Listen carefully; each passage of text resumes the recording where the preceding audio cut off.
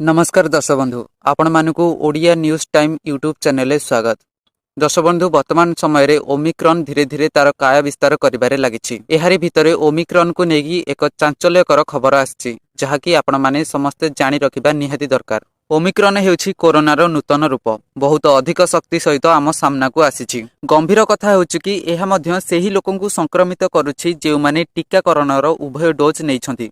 देशर प्रति 10 जन संक्रमित व्यक्ति मध्यरु 9 जन जी टीकाकरणर उभय डोज नहीं एहा सत्वे सेमाने ओमिक्रॉन रे संक्रमित हेउछन्ति। एही अध्ययन को केंद्र सरकार प्रकाश करिछन्ति। एही अध्ययनरु जणा पड़िछि जे देश रे 183 जन ओमिक्रॉन संक्रमित होइछन्ति।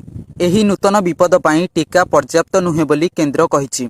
संक्रमण को रोकिबा पई मास्क एवं सानिटाइजेशन परी अन्य विकल्प गुड़ी को पुनः ग्रहण करने पड़िबो।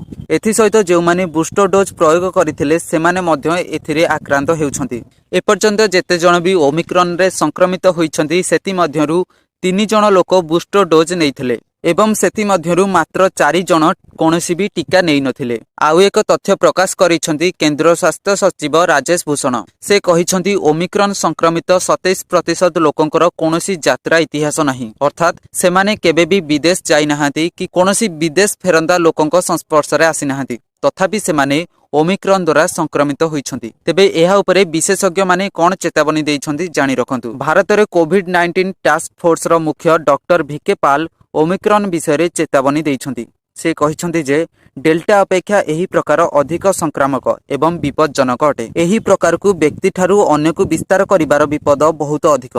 जदि कोनोसी व्यक्ति संक्रमणर शिकार हुअंती ताहाले तांका परिवारर सदस्यंक ठारे संक्रमण हेबार आशंका बहुत अधिक अछि। तो दर्शक बंधु ये थिला ओमिक्रॉन को नेकी अपडेट। जदि आपण कोरोनार उभय डोज नेइ सारिछन्ती तेबे भी बेखारतेरी हेकी रुहंतु नाही जे आपणकु ओमिक्रॉन हबो नाही। सदा बेले मास्क परिधान करंतु एवं सानिटाइजेशन निश्चय करंतु। एथि सहित जेते पारिबे सोशल डिस्टेंस मेंटेन करंतु। वीडियो को लाइक करिबा सहित एई वीडियो को जेते पारिबे आगु को शेयर करंतु जहा द्वारा समस्त एई गुरुत्वपूर्ण सूचना विषय जानि परिबे। आगु को एई भली नुवा नुवा अपडेट विषय जानिबा पई आम यूट्यूब चैनल को सब्सक्राइब करिबा सहित फेसबुक पेज को फॉलो करंतु।